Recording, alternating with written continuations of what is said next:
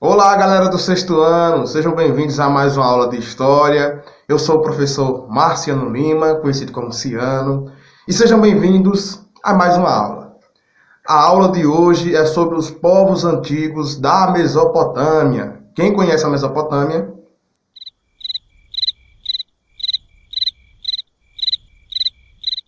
Bom, se você não conhece, sejam bem-vindos a mais uma aula. Bom, eu acredito que em algum momento da vida de vocês já ouviram falar na Mesopotâmia. Primeiramente, é importante falar o que significa esse termo, Mesopotâmia. É um termo que vem do grego. Deixa eu explicar uma história para vocês, é bem rapidinho. Um historiador da Grécia, o Heródoto, também conhecido como o pai da história, né? Esse cara vai sair da Grécia, vai para essa região, que ficava ali mais ou menos onde hoje é o Iraque, vai fazer seus estudos, fazer suas anotações, e ele observa que aquela região é uma região entre rios. São dois rios, o Tigre e o Eufrates, dois rios. Então ele olha e diz, entre rios. Porque meso no grego significa entre. Potamos significa rios. Então, o termo Mesopotâmia vem do grego e significa entre rios, porque tinha um rio passando aqui, tinha outro rio passando aqui, e as cidades foram construídas, surgiram às margens desses rios. Então entenderam, né? Mesopotâmia, entre rios. Hipopótamos, entendeu? O hipopótamos também foi uma criação dos gregos, esse nome hipopótamos. Porque hipo significa cavalo, pótamos significa rios, ou seja, cavalos dos rios. É isso mesmo, gente. Eu não estou inventando, é isso mesmo.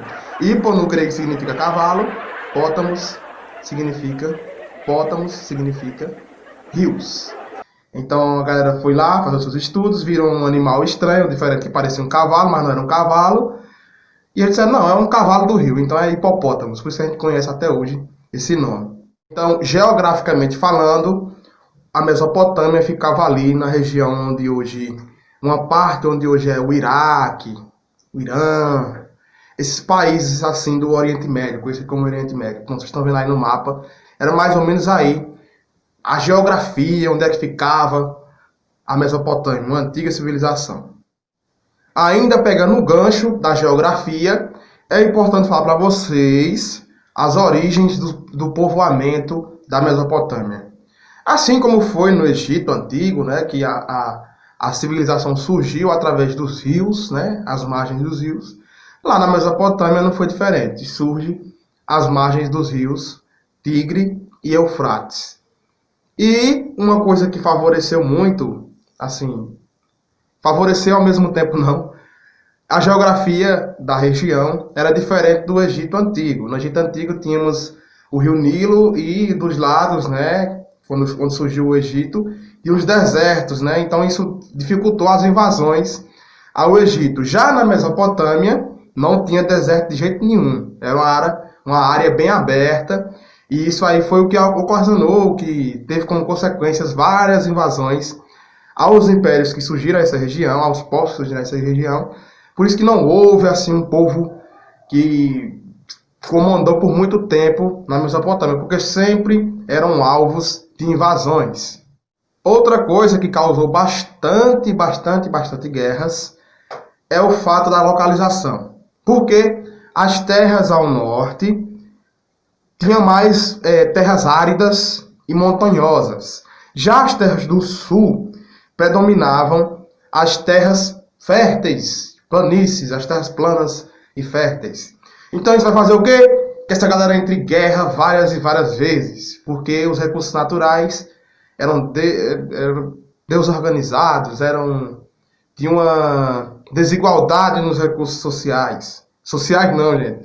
Nos recursos naturais. Então, uma galera tinha muito, outra galera tinha pouco. Então, essa galera ficava brigando direto para ter essas regiões. Então, aí é mais ou menos isso, a tumultuada história da Mesopotâmia. Como era exercido o poder na Mesopotâmia?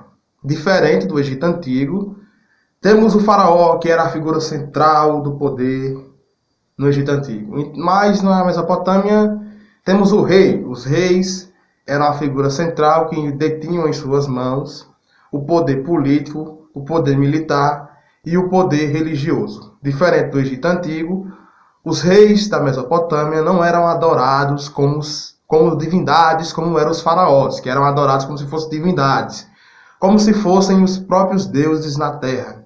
Então, era isso que diferenciava a Mesopotâmia do Egito Antigo. A região da Mesopotâmia começou a ser povoada ali antes de 4.000 anos antes de Cristo. Começou o povoamento, o processo de sedentarização dos povos, e começaram a surgir vários povos. Os primeiros povos que vão surgir são os sumérios. Os sumérios, lembrem disso. Os primeiros povos da Mesopotâmia são os sumérios. Os sumérios são os primeiros povos a constituírem um reino, um império na Mesopotâmia. Tá fácil de entender. Os sumérios foram os primeiros povos a constituírem um reino na Mesopotâmia. Os sumérios ficavam no território ao sul da Mesopotâmia. Como era que era organizado a forma de organização do império ou do reino dos sumérios? Era mais ou menos assim, eram organizados em cidades-estados. O que significa isso? Que essa cidade, ao mesmo tempo, ela é um estado, porque ela não é subordinada a um poder externo. Vou dar um exemplo. Floresta é uma cidade. Nós temos a capital, Recife, que é a capital do estado de Pernambuco. Nós, florestanos, somos subordinados ao estado de Pernambuco. E o estado de Pernambuco é subordinado ao território brasileiro, ao país Brasil. Então, nessa época, não tinha essa subordinação. Subordinação. Isso mesmo. Nessa época, não tinha... as cidades dos sumérios não eram subordinadas a um poder maior. Era a lei, o poder era da própria cidade. O governo era da própria cidade. Não tinha esse negócio de receber ordem em outras cidades. Então, entenderam isso, né? Que já é uma diferença entre os egípcios, porque os egípcios centralizaram o poder, não tem esse negócio de cidade-estado, não. Aí na Mesopotâmia, com os sumérios, surgiram várias cidades-estados, como a cidade de Ur, vocês estão vendo aí na imagem, a cidade de Uruk, Nippur e Lagash. Essas cidades possuíam os seus próprios governos e eram independentes, não dependiam de ninguém para comandar a sua cidade. Devido a várias invasões de outros povos, pertinho ali na região, esse império caiu em decadência por volta do ano de 2350 a.C. Temos aí o primeiro povo que já foi eliminado na Mesopotâmia. Obviamente que os próprios sumérios começaram a brigar com os próprios sumérios, que é interessantíssimo. É como se fossem os brasileiros brigando com os próprios brasileiros. Pronto, os sumérios começaram a brigar com os próprios sumérios. Isso enfraqueceu o seu reino, e um povo que estava ali bem pertinho, que já é o segundo povo que eu vou falar, que são os acádios. Os acádios aproveitaram o enfraquecimento dos sumérios e invadiram a região. E simplesmente tomaram de conta e se tornaram um novo reino, um novo império. Os acádios. Os acádios ficaram conhecidos na construção de novas cidades, no surgimento, porque eles, quando chegaram lá na região dos sumérios, construíram novas cidades, que foi a Babilônia. A Babilônia, acho que várias pessoas conhecem a Babilônia, que tinha um jardim suspenso, aquele negócio bem chique, bom, enfim. Tá aí na imagem para vocês verem. Babilônia e Acade. Vão surgir essas duas cidades que são importantes. O que também devemos lembrar dos acádios? O rei Sargão I, vocês estão vendo aí na imagem. Ele era rei de Acade, na cidade de Acade. O que é que ele vai fazer? Ao invadir a cidade dos sumérios, ele vai unificar os povos mesopotâmicos, tornando e criando o império dos acádios. Porém, no ano 2180 a.C., esse império também vai ser invadido por outros povos. Os povos agora oriundos do deserto sírio árabe. Esses povos vão chegar lá e vão derrubar o império dos acádios, dando fim ao Império dos Acádios. O outros povos que se estabeleceram na região de Acade foi os amoritas. Os amoritas fizeram da Babilônia, ou seja, a cidade dos Acádios, fizeram da Babilônia, porque era uma cidade muito bonita, isso mesmo, muito linda a Babilônia era, tornaram a capital do novo império. Então os amoritas vão chegar ao poder e vão tornar a Babilônia a capital do novo império. Qual é o apogeu dos amoritas? É no governo do Hammurabi. Hammurabi é conhecido por ser o primeiro rei, né, a conseguir colocar em praça pública um código de lei.